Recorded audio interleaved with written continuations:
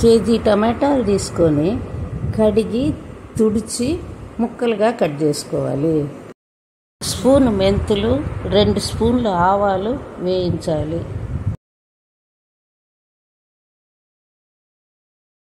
వేయించిన ఆవాలని మెంతుల్ని మిక్సీ పట్టాలి. ప్యాన్లో 2-3 గరిటెల నూనె వేసి టమాటా ముక్కల్ని బాగా వేయించాలి.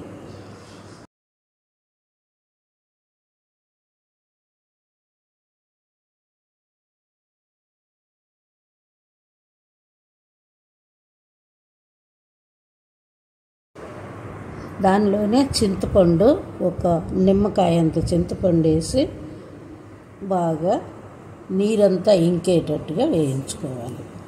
వేయించిన టమాటా ముక్కల్ని మిక్సీలో వేసి మిక్సీ పట్టాలి. దీంట్లోనే 1 స్పూన్ పసుపు, 2 స్పూన్ల ఉప్పు, 2 గరిటెల ఉప్పు, 2 గరిటెల కారం, వేయించిన మెంతులు, ఆవాల పొడి వేసి మిక్సీ పట్టాలి.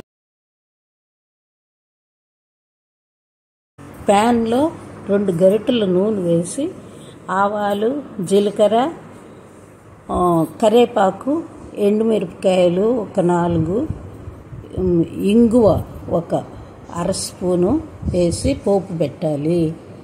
మిమ్మల్ని ఒలిచి చట్నీలో కలిపి తిరగమాతలో వేసి పచ్చడి రెడీ అయిపోతుంది. ఈ పచ్చడి ఫ్రిడ్జ్లో పెట్టుకుంటే 2-3 నెలలు నిల్వ ఉంటుంది.